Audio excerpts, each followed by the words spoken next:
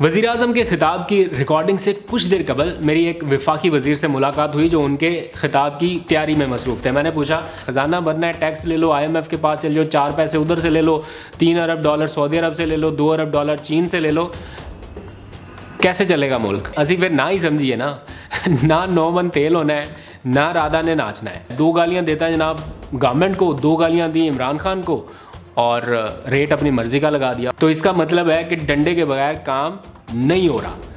उठाइए और चलाइए ये डंडा, इससे पहले कि बहुत देर हो जाए। बिस्मिल्लाहिर्रहमानिर्रहीम, अस्सलाम वालेकुम। मैं हूं अब्दुल कादिर और आप देख रहे हैं आपका अपना यूट्यूब चैनल। आज तारीख है 3 नवंबर और दिन है बुध का। खैर है, कोई बात नहीं, हौसला रखें, इतना परेशान होने की क्या ज़रूरत है भाई। उनकी भी टीम है, उनके भी लोग हैं देखने वाले, वो भी खेलने आए हुए हैं टूर्नामेंट। अगर एक आध मैच जीत ही गए हैं तो दिल पे इतना लेने की क्या ज़रूरत है भाई। इतनी जलालत के साथ टूर्नामेंट से जाएंगे तो अच्छा नहीं लगता भाई। उनके भी शायकीन क्रिकेट है, उनके भी आप जैसे जज्बात है। कोई बात नहीं, एक मैच की बात है, थोड़ा एंजॉय करने दे उनको भी। बेचारे कब से टूर्नामेंट शुरू हुआ है यार, पिछले महीने से शुरू हुआ, एक जीत नहीं मिली थी। क्या गुजरी होगी उनके बेचारे शायकीन क्रिकेट पर, इंडियंस फैंस पर जो क्रिकेट को इतना ज़्यादा देखते हैं। तो कोई बात नहीं, खैर है, थोड़ा दिल बड़ा करें, अच्छा जेस्चर दें और इंडियंस को थोड़ा इंजॉय करने दें। अफ़गानी भाइयों को भी थोड़ी तसल्ली देंगे, लेकिन कोई नहीं, एक आध मैच है, वैसे भी कौन सा हमारी अपनी टीम के साथ था, तो बनता है यार, एक आध तो बनता है। खैर, पाकिस्तान की खुशी को थोड़ा सेलिब्रेट करते हैं कि पाकिस्तान की टीम, पहली टीम जो सेमीफाइनल्स में पहुंच चुकी।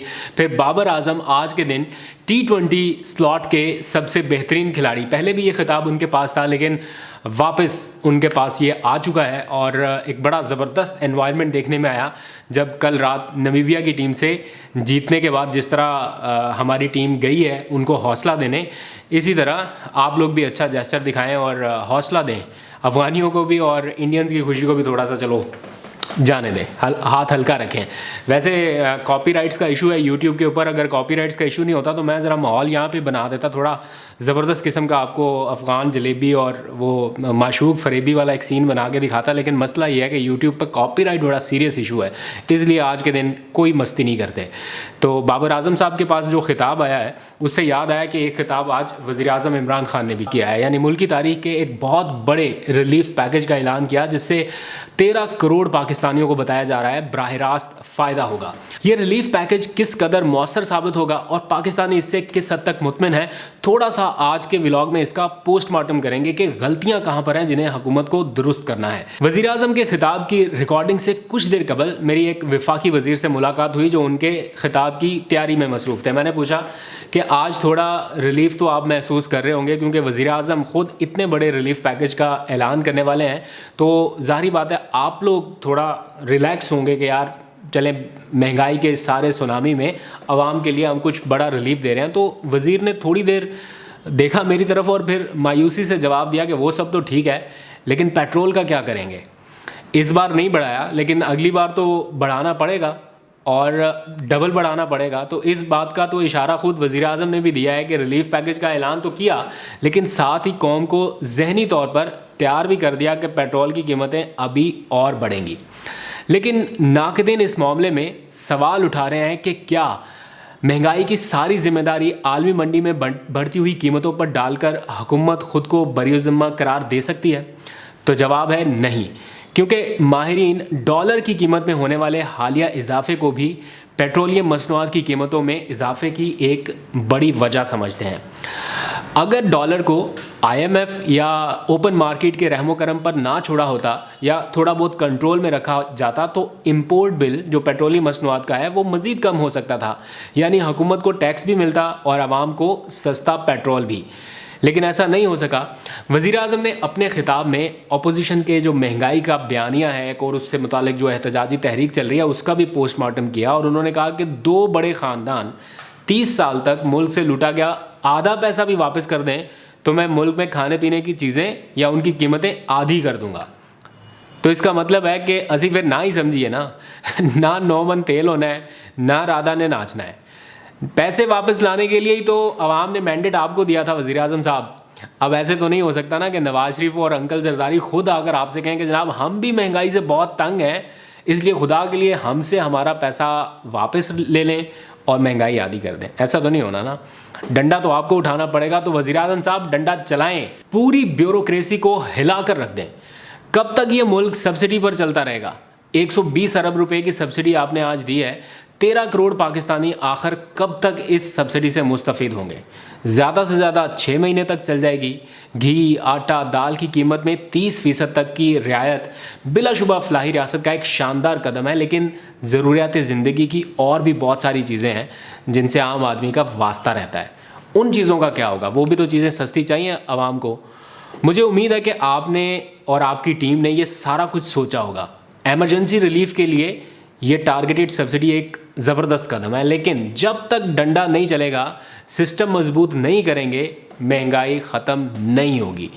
कोई भी चीज़ खरीदने चले जाएं, ये आप में से भी बहुत सारे लोगों ने एक्सपीरियंस किया होगा, कोई भी चीज़ आप खरीदने चले जाएं, छोटी से छोटी चीज़ छोड़ दें आप कि आलमी मार्केट से आई है वो, या उस पर डॉलर का कोई असर है, यहाँ पे लोकल तैयार हुई चीज़ें आप खरीदने चले जाएं तो दुकानदार क्या करते हैं जनाब, 2-3 महंगाई की बातें सुनाता है, 2 गालियां देता है जनाब गवर्नमेंट को, 2 गालियां दी इमरान खान को, और रेट अपनी मर्ज़ी का लगा दिया और कहा जनाब महंगाई बहुत है। अब इसमें तो कोई आलमी कीमतों का या डॉलर का कसूर नहीं है ना, ये चीज़ें किसने नीचे करनी है? तो ये ब्यूरोक्रेसी को जब तक डंडा नहीं जाएगा ये नहीं होनी। ये चीनी, ये गंदम, ये आटा, बतौर ज़राई मुल्क सब कुछ सस्ता होना चाहिए था, बल्कि सस्ता ही नहीं, पाकिस्तान से एक्सपोर्ट होना चाहिए था और उसका ज़र मुबादला हमारे कौमी ख़जाने में आ सकता था। लेकिन नहीं, हम तो ये सारी चीज़ें भी इंपोर्ट कर रहे हैं और उसका इंपोर्ट बिल भी डॉलर्स पर है। तो डॉलर जब तक सस्ता नहीं होगा, अब ये होने तो लग गया है, लेकिन जब तक वापस अपनी सही पोजीशन पर नहीं जाएगा, यानी 150 के आसपास नहीं जाएगा, तो महंगाई का जो इंपोर्ट बिल है वो तो इसी तरह ऊपर रहेगा। लेकिन बहरहाल मजमूई तौर पर ये एक शानदार रिलीफ पैकेज है। इसकी तारीफ़ करनी पड़ेगी कि जिसमें कामयाब पाकिस्तान प्रोग्राम के लिए 1400 अरब रुपए आज उसका ऐलान किया गया। 40 लाख मुस्तहिक ख़ानदानों को घरों की तामीर के लिए बिलासूद कर्जे दिए जा रहे हैं। फिर मुल्की तारीख के सबसे बड़े स्कॉलरशिप प्रोग्राम का जिस तरह से ऐलान किया गया कि 60 लाख अफराद को 47 अरब रुपए फ़राहम किए जाएंगे हुकूमत की तरफ से। इसके अलावा एहसास के तहत ऑलरेडी 260 अरब रुपए की बराह रास्त माली और तकनीकी मदद की जा रही है, वो भी काबिल तारीफ़ है। तो इतना सब कुछ जब हुकूमत कर ही रही है, इसके बावजूद भी जब महंगाई का शोर सुनने को मिले, तो इसका मतलब है कि डंडे के बगैर काम नहीं हो रहा। उठाइए और चलाइए ये डंडा, इससे पहले कि बहुत देर हो जाए। जनाब वज़ीर आज़म साहब, आवाम आपसे एक्सपेक्ट कर रही है इसी किस्म के कुछ एक्शन के हवाले से। यानी ब्यूरोक्रेसी ने भी हद की हुई है कि सारी जिम्मेदारी डाली हुई है वज़ीर आज़म इमरान खान पर। जो करना है वज़ीर आज़म इमरान खान ने करना है। महंगाई कम करनी है वज़ीर आज़म करेगा। वो तमाम काम जो कोई डिप्टी कमिश्नर भी कर सकता है, जो इख्तियारात एक डिप्टी कमिश्नर के पास हैं एक्शन लेने के, काम करने के, वो सारे के सारे बहसीत कौम हमने भी और इस सारी ब्यूरोक्रेसी ने भी ये समझ लिया है कि बस जब तक वज़ीर आज़म नहीं करेंगे तब तक कुछ नहीं होना। और काबीना के अरकान भी यही समझते हैं कि बस प्राइम मिनिस्टर बैठे हैं तो ये संभाल लेंगे, ये कर लेंगे। तो उनकी जिम्मेदारी बटाने वाले लोग बहुत कम हैं। उनकी मुआशी टीम में भी लोग बस अच्छा है कि रिपोर्ट दे देते हैं। अब हफीज़ शेख हो जाएं, शौकत तरीन हो जाएं, या जो भी ये ख़जाना के माहिरीन लोग बैठे हुए हैं, तो गुड बुक्स में आना है। इनको तो ख़जाना भर के देना है तो इनकी रिपोर्ट अच्छी जाएगी। वो ख़जाना कैसे भरना है, इन्होंने इलेक्टेड नहीं है, ये इलेक्टेड लोग नहीं है ना, इन्होंने अवाम में जाना है। ख़जाना भरना है, टैक्स ले लो, IMF के पास चल जाओ, 4 पैसे उधर से ले लो, 3 अरब डॉलर सऊदी अरब से ले लो, 2 अरब डॉलर चीन से ले लो। कैसे चलेगा मुल्क? सब्सिडी दे दो, गवर्नमेंट सब्सिडी का ऐलान कर देती है, चलो जी 700 अरब रुपए सब्सिडी, 1400 अरब रुपए सब्सिडी, ये 6 महीने के लिए, ये 3 महीने के लिए है। But what is the permanent solution? वो है डंडा। प्राइम मिनिस्टर साहब हिम्मत करिए, पूरी कौम आपको बैक करेगी। एक बार पूरी ब्यूरोक्रेसी को सीधा कर दे। जो काम जिसके करने वाला है ना वो करे। महंगाई कंट्रोल करना जिसका काम है वो करे। ये आपका काम नहीं था, ये आपके गले को आया इसलिए कि ये नीचे सारे कुछ नहीं कर रहे। इनको ज़रा सही वाला डंडा दिया हो, इनको पता हो, 2-4 बड़े अफसरों को फारिग करें जो काम नहीं कर रहे, जो कंप्लेंट्स आ रही हैं आपके पास, उसके तहत कार्रवाई करते हुए फारिग कर दें। 2-4 लोगों को भी निकालें तो पूरी ब्यूरोक्रेसी लाइन पे आ जाएगी। तो ये मामला चल रहे हैं। खैर कुछ तो आवाम के रिलीफ के लिए अच्छा हुआ, लेकिन at the same time prime minister ने जिस तरह से चार्जशीट पेश की है, आज बताया है कि ये चीज़ भी हाल में मंडी में महंगी होगी, ये भी महंगी होगी, ये भी महंगा, ये भी महंगा। जो फैक्ट है वो तो आवाम को बताया, लेकिन साथ ही मेंटली तैयार भी कर दिया कि इसका मतलब है कि अभी महंगाई और आनी है, आवाम उसके लिए तैयार रहे। और उसकी तैयारी के लिए इससे बजाय कि जितनी महंगाई आए उससे डबल आवाम पर उसका ट्रिकल डाउन इफेक्ट हो, ब्यूरोक्रेसी को सीधा कर दिया जाए। आप लोग बताइए कि क्या वज़ीर-ए-आज़म इमरान खान को ऐसे सख्त इक़दाम करने चाहिए या आप इस रिलीफ पैकेज से मुतमईन हैं? जो सबसे ज़्यादा मसला है वो मिडिल क्लास तबके की तरफ से आ रहा है, क्योंकि जो वज़ीर-ए-आज़म इमरान खान का कोर वोटर और सपोर्टर था वो मिडिल क्लास तबका था। लेकिन जितने भी अब तक इक़दाम किए गए हैं, या टारगेटेड सब्सिडी है या रिलीफ प्रोग्राम है, वो उस तबके के लिए है जो बहुत तेज़ी से गुर्बत की सतह तक जाता दिखाई दे रहा है, जिन्हें 2,000 रुपये से लेकर 5,000 रुपये तक के रिलीफ की फौरी ज़रूरत है। ये सारे इक़दाम उन लोगों के लिए हो रहे हैं। आप देख लें, जो एहसास प्रोग्राम है वहाँ से लेके जो पनाहगाहें कायम की गई और इस तरह के जो इक़दाम हैं। लेकिन मिडिल क्लास तबका इसलिए भी मुतासर हुआ कि उनकी उस तरह से तनख्वाहें भी नहीं बढ़ सकें और हुकूमत की जानिब से कोई बाज़ाब्ता एक मखसूस किस्म का पैकेज भी उनके लिए अनाउंस नहीं हुआ। ऑल्दो के नौजवानों के लिए कामयाब जवान प्रोग्राम शुरू हुआ, लेकिन उसमें भी काफ़ी हद तक सुस्ती देखने में आई है। तो हुकूमती वुज़रा ख़ुद भी इस बात का एतराफ़ कर रहे हैं कि जो मिडिल क्लास तबका है उसके लिए अभी तक कोई बड़ी अनाउंसमेंट नहीं हो सकी।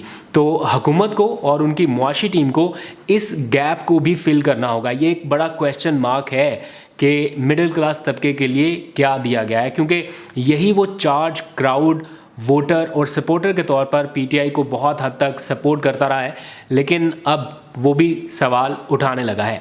आप लोगों के जहनों में अगर कोई सवाल हो तो आप लोग भी कमेंट सेक्शन में बताइएगा, अपना फीडबैक ज़रूर दिया करें, क्योंकि आपके फीडबैक में बहुत सारी ऐसी चीज़ें हैं जो हम डायरेक्ट गवर्नमेंट ऑफिशियल्स तक या वुज़रा तक पहुंचा सकते हैं और उनके नतीजे में कुछ बेहतरी हो सकती है। तो अपना फीडबैक भी ज़रूर दीजिएगा और इस टारगेटेड सब्सिडी या मिडिल क्लास तबके के हवाले से जो मुश्किलात हैं उनसे मुतल्लिक़ आपका कोई सवाल या कोई तजवीज़ हो तो कमेंट सेक्शन आपके लिए ओपन है, ज़रूर बताइएगा। आज तक के लिए इतना। खबरें और भी बहुत सी हैं, लेकिन कल डिस्कस करेंगे। अपना बहुत सा ख्याल रखिएगा। अल्लाह हाफिज़।